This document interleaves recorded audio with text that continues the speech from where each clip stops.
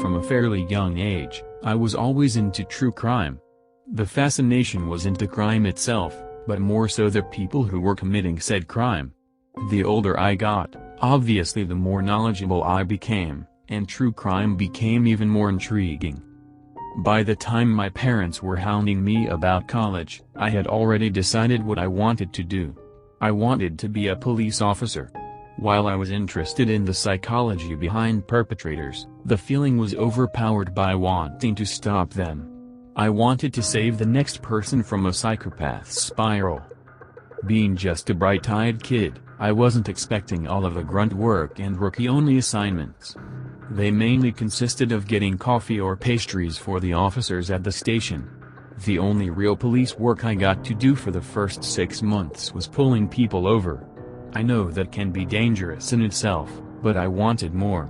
Honestly, I always felt bad having to write a ticket for someone who was genuinely in a hurry.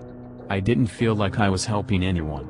I never encountered someone committing a felony either, but I realize now that I was just lucky that I didn't. I pushed to be the best.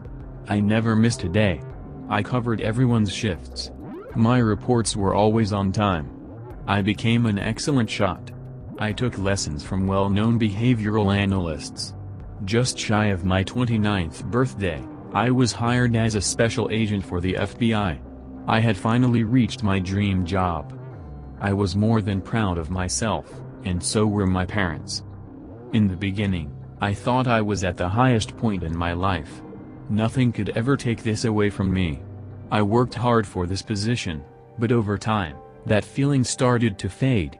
Taking the homicide route in the FBI, I knew every folder that my superior flung on my desk was something. Well, not good.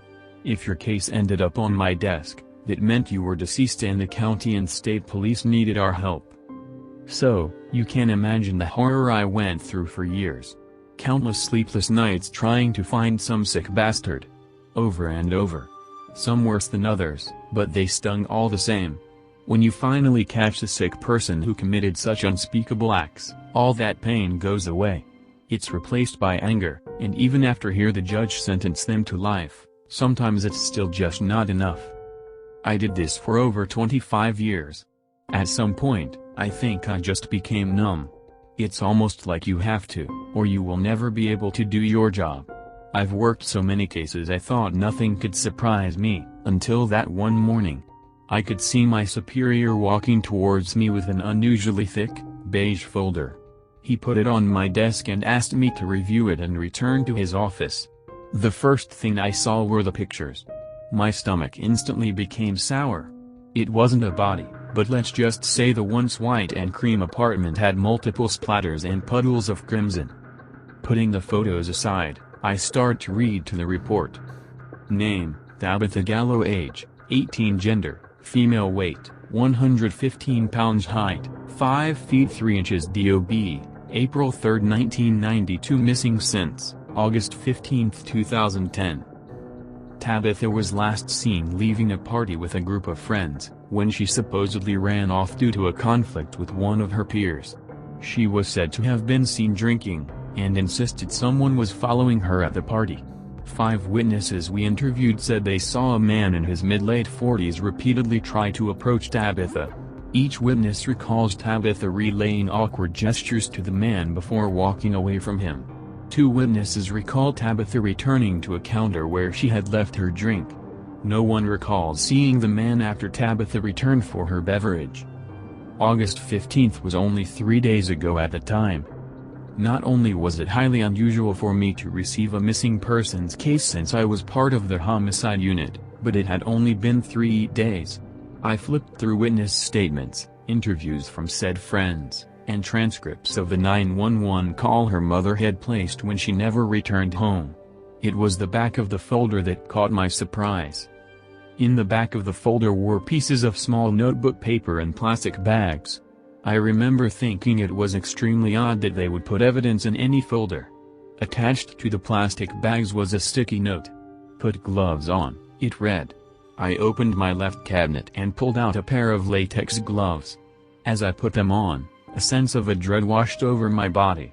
I could feel myself getting pale. Inside the plastic bags were handwritten notes. Most were dirty, but some of them had blood. They were confirmed to be Tabitha's handwriting. It said they were found along the highway at gas stations. Now, this was a very rural area, so the highway in question went through multiple states. Each one of these gas stations were also very far from one another.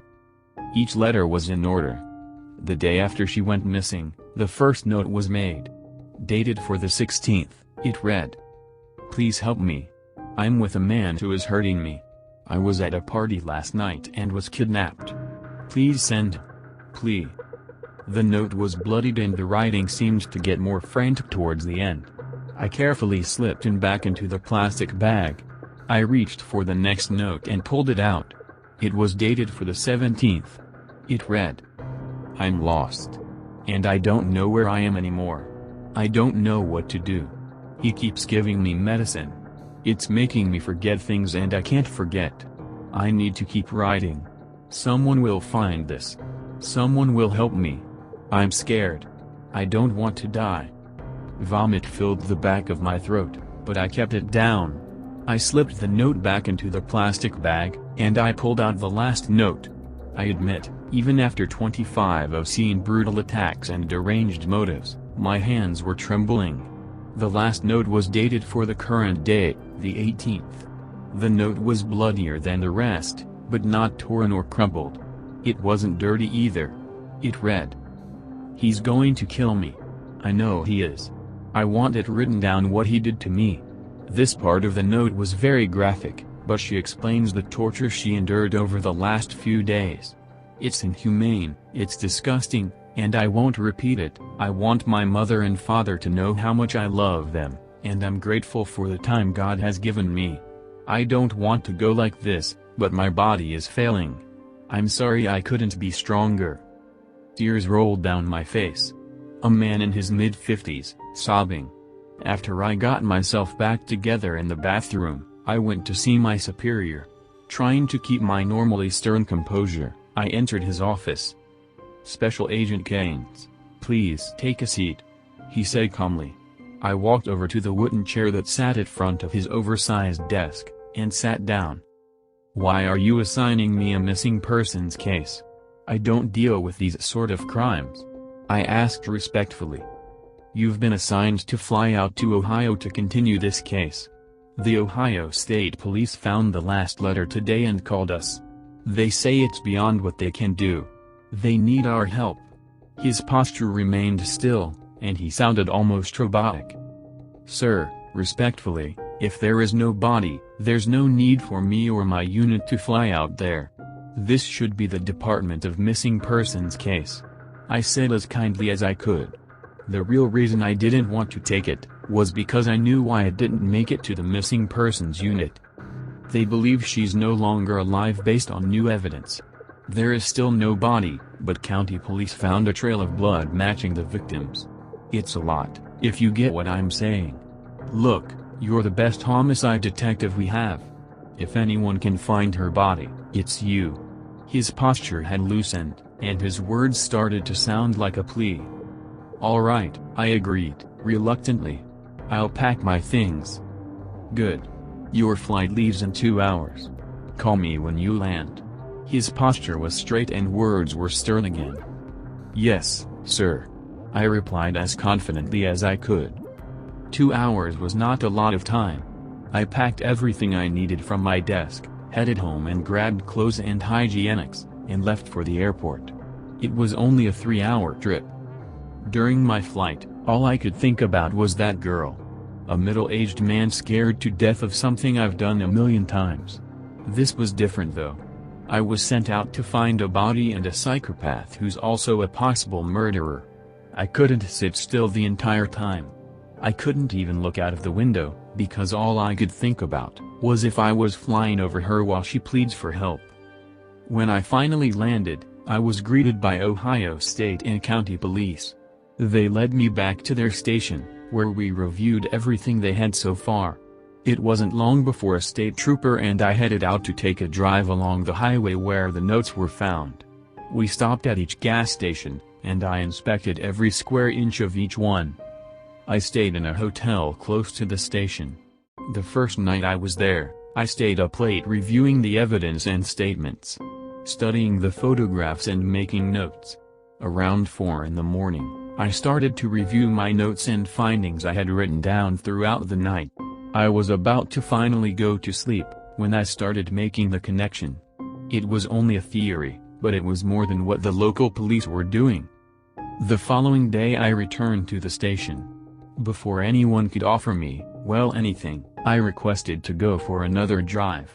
I asked for the same officer as the previous day, and he was happy to oblige. Small talk was made as we drove along the highway. I started to ask subtle questions. Officer to agent kind of conversation. The guard he held up from yesterday was started to go down, and I could tell I was starting to gain his trust. I'm still not sure to this day how he didn't realize it was an interrogation. When we arrived back at the police station, I asked the captain if he'd like to go for a coffee, and he agreed. I could tell he knew that I had found something. When we were out of hearing range from the others, I started to explain to him that the state trooper who took me on the ride to investigate each gas station wasn't being completely honest. It turns out he wasn't on duty the night of the party. No one could account for his whereabouts the night of the 15th. The captain explained how the trooper had come in with different clothes the following day. He said he spilled wine on his uniform, and it was at the cleaners. The state trooper was taken into a formal investigation room. I had the honors of doing the interrogation. Most people ask for a lawyer right away. Some people talk excessively to try to sound more innocent. Some people don't talk at all. He didn't do any of those things. When I asked him about his whereabouts the night of the disappearance, he shrugged his shoulders and let out a sigh. I asked again, about 5 more times, but each response he gave was the same. It wasn't until 2 hours into the investigation I got a confession. After countless interrogation tactics with no incriminating answers, I finally just asked, "Did you kill Tabitha Gallo?" His glassy green eyes darted from the floor to immediate eye contact. I asked again, "Did you kill Tabitha Gallo?" This time it came out unintentionally aggressive. His mouth started to form a smile that only a monster could make. Every single one of his teeth showing. It was a wide and telling smile. Before I could ask him once more, he leaned in close to my face. Never breaking eye contact, he leaned in even closer and whispered. And I'd do it again. We never found her body, and he still won't give up any information on where she is. Knowing he's rotting away in prison doesn't help either. It still hurts. After that, I decided to leave the FBI and leave the police business behind me. How could I save anyone, if the real monsters are the same people who claim to save and protect you?